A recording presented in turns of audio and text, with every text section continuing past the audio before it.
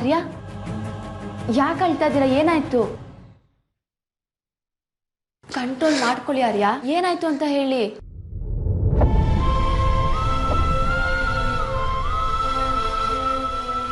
ಸಮಾಧಾನ ಮಾಡ್ಕೊಳ್ಳಿ ಆರ್ಯ.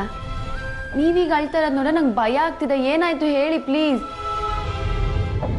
ಏನು ಅಂತ ಹೇಳಿ ಸ್ವಾತಿ, ನಾನು ಚಿಕ್ಕನಿಂದ ಬೇರೆಯವ್ರ ಕೈ ತುತ್ತಿಂದ ಬೆಳೆದಿರೋದು. ಇತ್ತೀಚೆಗೆ ಅಮ್ಮನ ಪ್ರೀತಿ ಸಿಕ್ತು.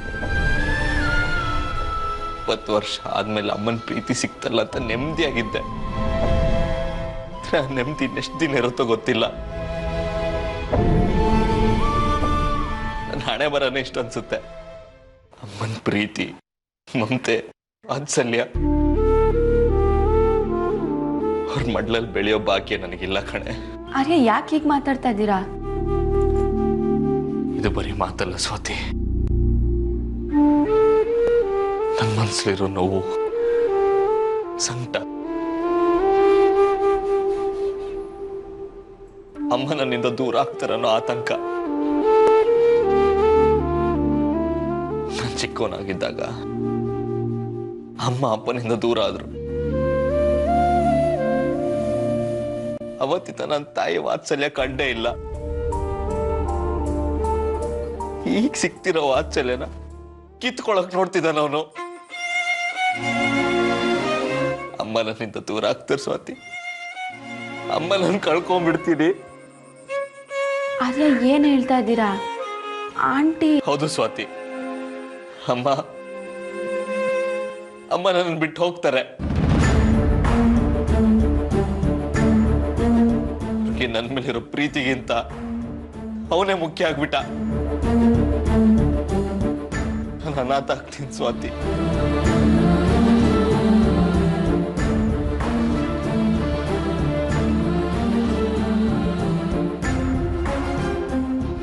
ಅದ್ ಹೇಗೆ ಹೋಗ್ತಾರೆ ಆರ್ಯ? ಆಗೋಗಾಗಿದ್ರೆ ಅವ್ರು ಯಾವತ್ತೂ ಹೋಗ್ಬೇಕಿತ್ತು. ನಿಮ್ಮ ಹತ್ರ ಯಾರೋ ಸುಳ್ಳು ಹೇಳಿದ್ದಾರೆ. ಯಾರೋ ಏನೋ ಹೇಳಿದ್ದಲ್ಲ, ಆದಿತ್ಯನೇ ಹೇಳಿದ್ದು. ಬರೀ ಬಾಯಿ ಮಾತಲ್ಲಿ ಹೇಳಿದ್ರೆ ನಂಬ್ತಿರ್ಲಿಲ್ಲ ಸ್ವಾತಿ. ಆದ್ರೆ ಅವನು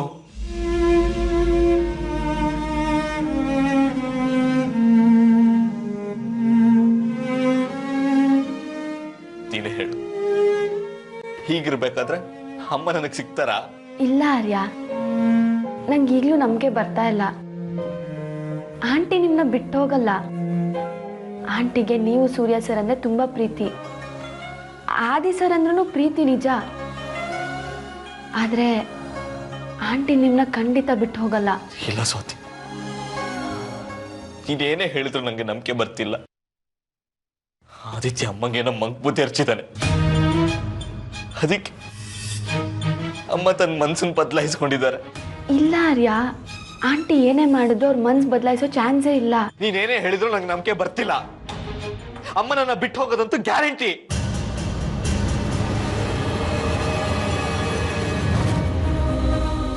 ಪ್ಲೀಸ್ ಸ್ವಾತಿ, ನನಗೆ ಸಮಾಧಾನ ಹೇಳಕ್ ಬರ್ಬೇಡ. ನಾನು ಒಂಟಿಯಾಗಿರೋದು ನನ್ನ ಬಿಟ್ಬಿಡು. ಹೋಗು.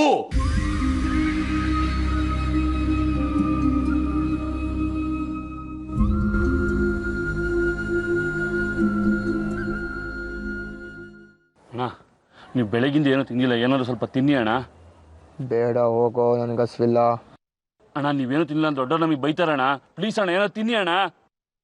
ನಿನಗೆ ಒಂದ್ಸಲ ಹೇಳಿದ್ರೆ ಅರ್ಥ ಆಗಲ್ವಾ? ಬಾ.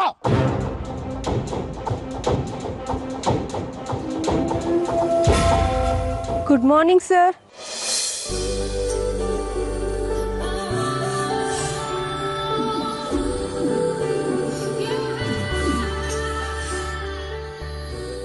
ಸರ್, ನಿಮಗೋಸ್ಕರ ಸ್ವೀಟ್ ತಂದಿದ್ದೀನಿ. ನೀವು ನನ್ನ ಪಾಲಿನ ದೇವರು. I mean godfather. ನೀವಿಲ್ಲದೆ ಹೋಗಿದ್ದಿದ್ರೆ ನನಗೆ ತುಂಬ ಕಷ್ಟ ಆಗ್ತಿತ್ತು ಸರ್. ನಿಮ್ಮನ್ನು ನಾನು ಎಷ್ಟು ನೆನ್ಪು ಮಾಡ್ಕೊತೀನಿ ಗೊತ್ತಾ? ದಿನಕ್ಕೆ ಒಂದ್ಸಲ ನಿಮ್ಮನ್ನ ನೋಡದೆ ಇದ್ದರೆ ನನಗೆ ನೆಮ್ಮದಿನೇ ಇರೋಲ್ಲ. ಹಗಲು ರಾತ್ರಿ ನನಗೆ ನಿಮ್ಮದೇ ಧ್ಯಾನ. ನಿಮ್ಮಂಥವ್ರು ಒಬ್ರು ಇದ್ರೆ ಸಾಕು ಸರ್. ನಮ್ಮಂಥವ್ರಿಗೆ ಕಷ್ಟ ಅನ್ನೋದೇ ಇರಲ್ಲ. You are really great sir. ನಿನಗೆ ಏನಾದರೂ ಗಿಫ್ಟ್ ಕೊಡಬೇಕು ಅಂತ ತುಂಬ ಅನ್ನಿಸ್ತಿತ್ತು. ಏನು ಗಿಫ್ಟ್ ಕೊಡಬೇಕು ಅಂತ ಗೊತ್ತಾಗಲಿಲ್ಲ. ಅದಕ್ಕೆ ಸ್ವೀಟ್ ತಂದೆ. ದಯವಿಟ್ಟು ತಪ್ಪು ತಿಳ್ಕೊಬೇಡಿ. ಯಾರು ನೀವು? ಅನನ್ಯ. ಅನನ್ಯ? ಯಾವ ಅನನ್ಯ? ಸರ್, ಅದೇ ಅವತ್ತು ಕೆಲಸ ಕೊಡ್ಸಿದ್ರಲ್ಲ.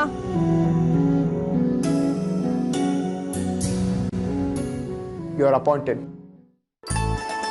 ಓ, ನೀವಾ? ಸರ್, ಇಸ್ಕೊಳೋ. ಬಂದಿದ್ದ ಕೆಲಸ ಆಯ್ತಲ್ವಾ? ಹೊರಡಿ. ರೀ, ಏನ್ರಿ ಮಾಡ್ತಾ ಇದ್ದೀರಾ? ಸರ್, ನೀವು ನನಗೆ ಕೆಲಸ ಕೊಡಿಸಿ ನನ್ನ ಪಾಲಿನ ದೇವರಾಗಿದ್ದೀರಿ. ಅದಕ್ಕೆ ನಿಮ್ಮ ಆಶೀರ್ವಾದ ತಗೊಳ್ಳೋಣ ಅಂತ. ಸರಿ, ಹೊರಡಿ.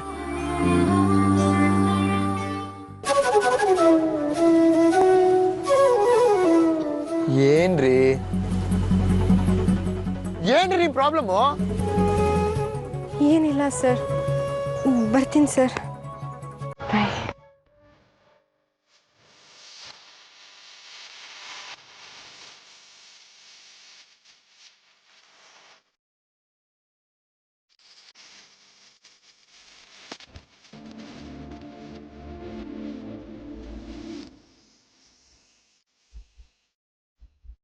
ಮನಸ್ಸೇ ಮನಸ್ಸೇ ನಮ್ಮಿಷ್ಟಕ್ಕೆ ಬಿಡು ಒಲವು.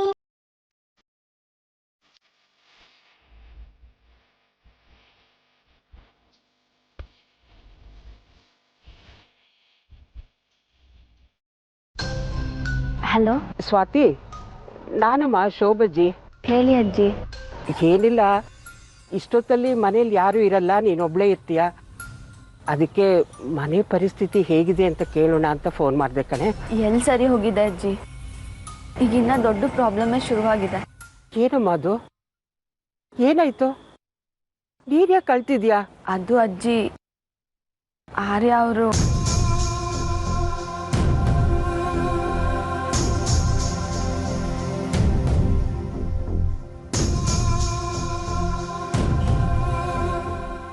ಅಯ್ಯೋ ದೇವ್ರೆ, ಏನಾಯ್ತಮ್ಮ ಅವನಿಗೆ? ಏನು ಹೇಳಿದ್ರು ಕೇಳ್ತಾ ಇಲ್ಲ, ಒಂದೇ ಸಮ ಅಳ್ತಾ ಇದ್ದಾರೆ. ನಂಗೇನು ಮಾಡಬೇಕು ಅಂತಲೇ ಗೊತ್ತಾಗ್ತಿಲ್ಲ ಅಜ್ಜಿ. ಮನೇಲಿ ಬೇರೆ ಆಂಟಿ ಅಜ್ಜಿ ಯಾರೂ ಇಲ್ಲ. ನಂಗೆ ತುಂಬ ಗಾಬರಿ ಆಗ್ತಿದೆ ಅಜ್ಜಿ. ಆರ್ಯ ಮನೆಯಲ್ಲೇ ಇದ್ದಾನ? ಹ್ಞೂ. ನಾನು ಈಗಲೇ ಬರ್ತೀನಿ, ನೀ ಧೈರ್ಯವಾಗಿರು ಪುಟ್ಟ. ಸರಿ ಅಜ್ಜಿ.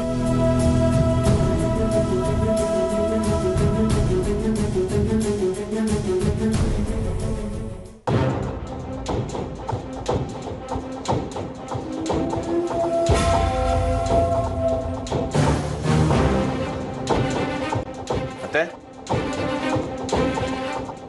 ಎಲ್ಲಿಗೆ ಹೋಗ್ತಾ ಇದೆಯಾ? ನಿನ್ನನ್ನೇ ಕೇಳ್ತಾ ಇರೋದು, ಎಲ್ಲಿಗೆ ಹೋಗ್ತಾ ಇದೆಯಾ? ಇಷ್ಟು ವರ್ಷ ನೀನ್ ಚೆನ್ನಾಗಿರ್ಬೇಕು ಅಂತ ನಾನು ಎಷ್ಟು ಕಷ್ಟಪಟ್ಟೆ. ನೀನು ನಿನ್ನ ಹೆಂಡತಿ ಮಕ್ಕಳ ಜೊತೆ ನೋಡೋದಕ್ಕೆ ನಾನು ಆಸೆ ಪಟ್ಟೆ. ಆದ್ರೆ ನೀನು ಅದು ಇಷ್ಟ ಇಲ್ದಿರೋ ತರ ನಡ್ಕೊಂತಿದ್ಯಾ. ಆಮೇಲೆ ನಾನು ಇಲ್ಲಿದ್ದೇನು ಪ್ರಯೋಜನ? ನಾನು ನಮ್ಮೂರ್ಗೆ ಹೋಗ್ತೀನಿ. ಏನ್ ಮಾತು ಅಂತ ಆಡ್ತಾ ಇದೆಯಾ ಅತ್ತೆ? ನಾನು ಯಾವತ್ತು ನಿನ್ನ ಇಷ್ಟದ ವಿರುದ್ಧವಾಗಿ ನಡ್ಕೊಂಡಿದ್ದೀನಿ? ನಾನು ನಮ್ಮಮ್ಮನ ಆಸೆಯಲ್ಲಿ ಬೆಳೆದಿರೋದಕ್ಕಿಂತ ನಿನ್ನ ಕೈ ತುತ್ತು ತಿಂದು ಬೆಳೆದಿರೋನು. ನಿನ್ನ ಇಷ್ಟಕ್ಕೆ ವಿರುದ್ಧವಾಗಿ ನಾನು ನಡ್ಕೋತೀನ? ಯಾಕಿಂತ ನಿರ್ಧಾರ ತಗೋತಾ ಇದೆಯಾ? ಯಾಕೆ ನಿನಗೆ ಗೊತ್ತಿಲ್ವಾ ಆದಿ ಜೊತೆ ನೀನು ಹೇಗೆ ನಡ್ಕೊಂಡೆ? ನಾನು ಮರ್ತ್ಬಿಟ್ಟಿಯಾ?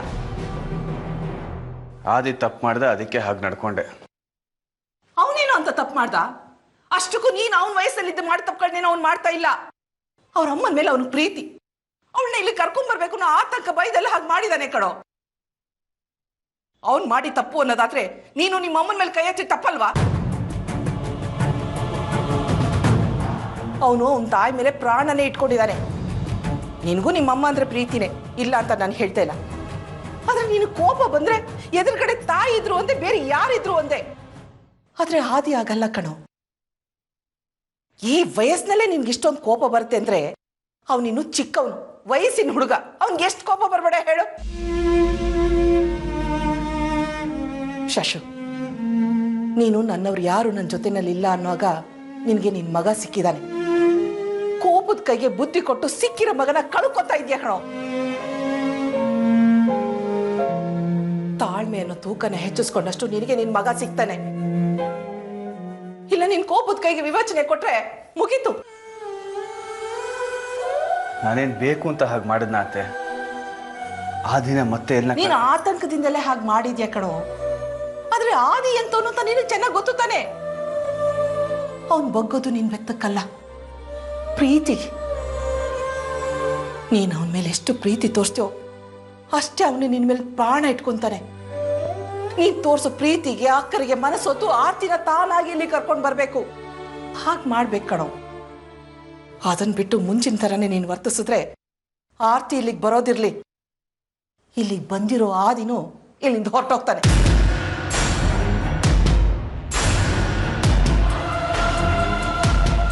ಅವನಿಗೆ ಇಲ್ಲಿನ ತಳುಕು ಬಳುಕಿನ ಬಗ್ಗೆ ಮಾತ್ರ ಗೊತ್ತು.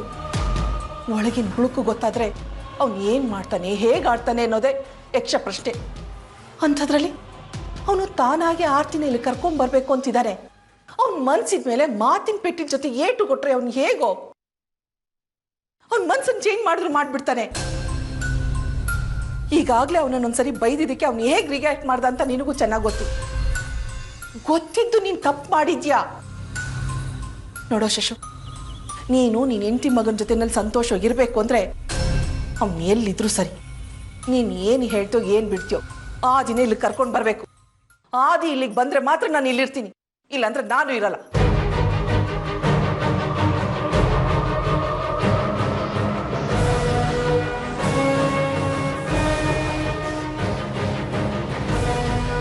ಸ್ವಾತಿ, ಸ್ವಾತಿ, ಹರಿಯ ಎಲ್ಲಿದ್ದಾನೆ? ಇಲ್ಲೇ ರೂಮಲ್ಲಿದ್ದಾರೆ ಅಜ್ಜಿ, ಬನ್ನಿ.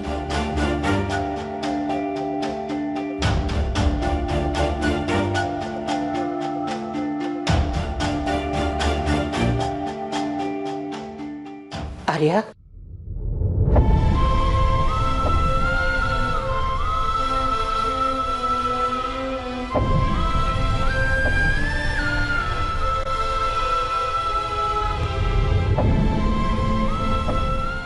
ಸಮಾಧಾನ ಮಾಡ್ಕೋಕ. ನೀನು ಈ ರೀತಿ ಬಿಕ್ಕಿ ಬಿಕ್ಕಿ ಅಳೋದನ್ನ ನಾನು ಯಾವತ್ತೂ ನೋಡೇ ಇಲ್ಲ. ಏನಾಯ್ತಂತಂದು? ಅಜ್ಜಿ, ಅಮ್ಮ,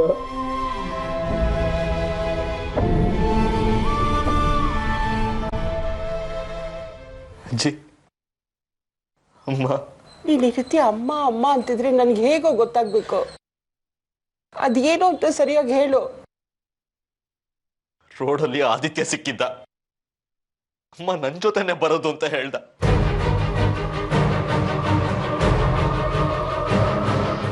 ಸತ್ಯ ಏನು ಅಂತ ಪ್ರೂಫ್ ಸಮೇತ ತೋರ್ಸ್ಲಾ? ನೋಡೋ ಧೈರ್ಯ ನಿನಗಿದ್ಯಾ?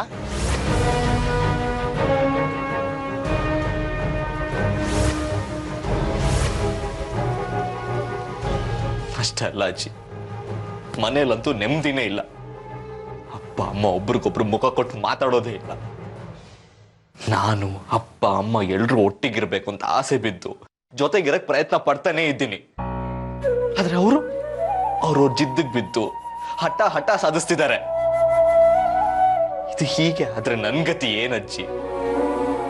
ಡ್ಯಾಡ್ ಅಮ್ಮ ಮನೆ ಬಿಟ್ಟು ಹೋಗೋದಿದ್ರೆ ಹೋಗ್ಲಿ ಅನ್ನೋ ತರ ಸುಮ್ಮನೆ ಇದ್ದಾರೆ. ಅಮ್ಮ ಅವನ ಜೊತೆ ಹೋಗಕ್ಕೆ ರೆಡಿ ಆಗಿರೋ ತರ ಫೋಟೋ ತೆಗೆಸ್ಕೊಂಡಿದ್ದಾರೆ.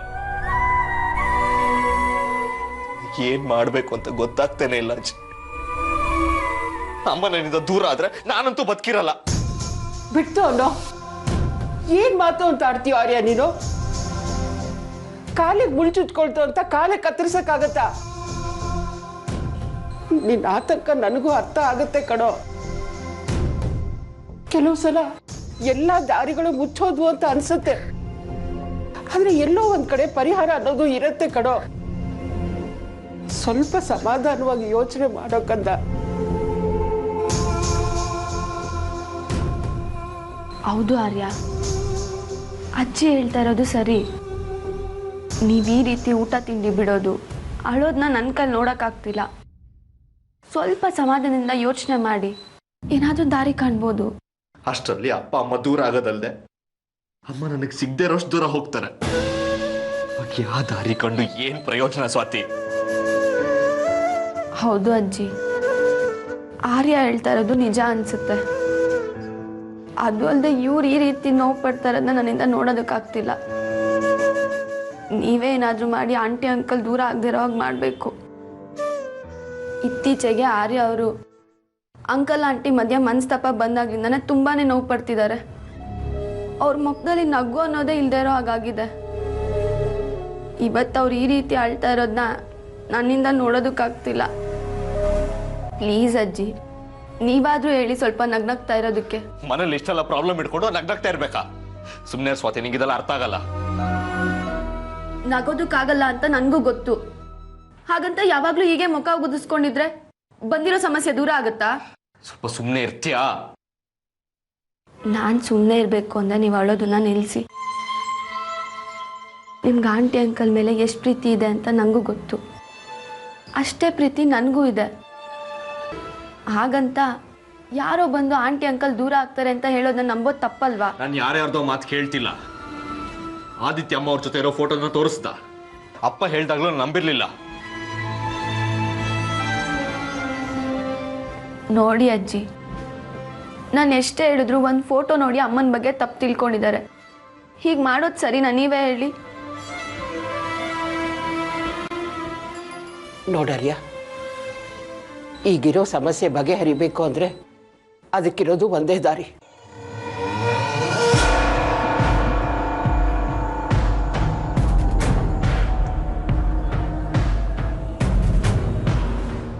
ಏನ್ ದಾರಿ ಅಜ್ಜಿ ಅದು? ಹೇಳ್ತೀನಿ, ಆದರೆ ಅದಕ್ಕೆ ನಿಮ್ಮಿಬ್ಬರದು ಒಪ್ಪಿಗೆ ಬೇಕು. ಅಪ್ಪ ಅಮ್ಮ ಒಟ್ಟಿಗಿರ್ತಾರಂದ್ರೆ ನಾನು ಏನ್ ಮಾಡಕ್ಕೂ ತಯಾರಿದ್ದೀನಿ. ಹೇಳಿ ಅಜ್ಜಿ. ನಾನು ಹೇಳಿದ್ನಲ್ಲ, ಅದಕ್ಕೆ ನೀವಿಬ್ಬರು ಒಪ್ಕೋಬೇಕು ಅಂತ. ಏನು ಸ್ವಾತಿ, ನೀನು ಇದಕ್ಕೆ ಒಪ್ಕೋತೀಯಾ? ಆರ್ಯ ಅವ್ರು ಒಪ್ಕೊಂಡ್ರೆ ನಾನು ಒಪ್ಕೊಂಡಾಗೆ. ಅದೇನು ಹೇಳಿ ಅಜ್ಜಿ? ನೀವಿಬ್ಬರು ಒಂದಾಗಬೇಕು. ಅಂದರೆ ನೀವಿಬ್ಬರು ಮದುವೆ ಆಗಬೇಕು. ಆಗಲೇ ಇದು ಸರಿ ಹೋಗೋದು.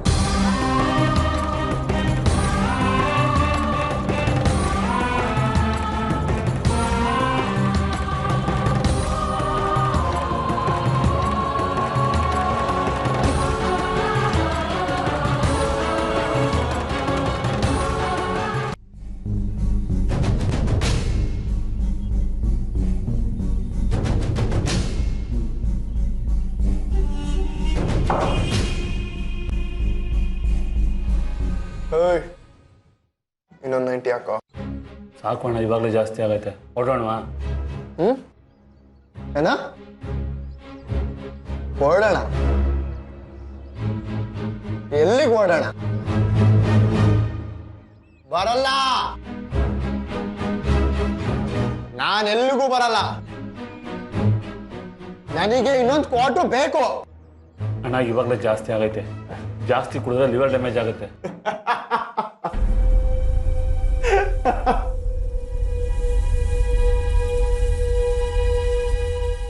ಏನಂದೆ ನೀನು? ಲಿವರ್ ಡ್ಯಾಮೇಜ್ ಆಗುತ್ತಾ? ಏಯ್,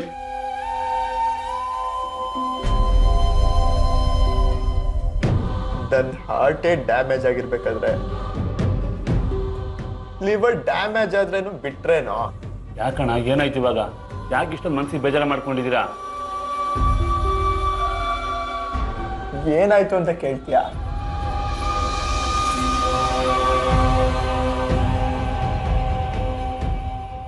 ನನ್ನ ಜೀವನದಲ್ಲಿ 4 ಜನನ ತುಂಬಾ ಪ್ರೀತಿಸ್ತೀನಿ.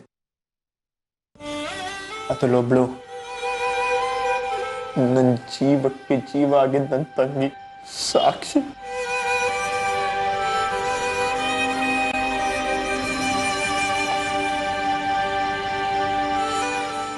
ನನ್ನೆಲ್ಲ ಬಿಟ್ಟೋದ್ಲು. ಇನ್ ಉಳಿದಿರೋದು 3 ಜನ. ಅದರಲ್ಲೊಬ್ರು ನಮ್ಮಮ್ಮ, ಇನ್ನೊಂದು ಶೋಭಾ, ಇನ್ ಕೊನೆಯವರು ನಮ್ಮಪ್ಪ ಶಶಾಂಕ್.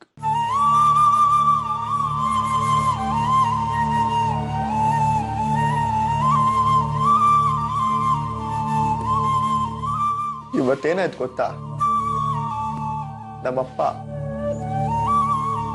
ಇದೇ ಕೆನ್ನೆಗೆ ಪಟಾರ್ ಅಂತ ಇಟ್ಕೊಟ್ರು.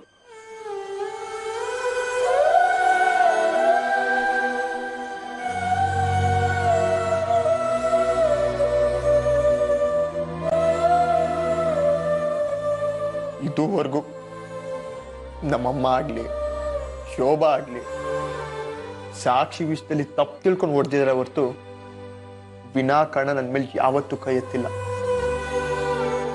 ಆದರೆ ನಮ್ಮಪ್ಪ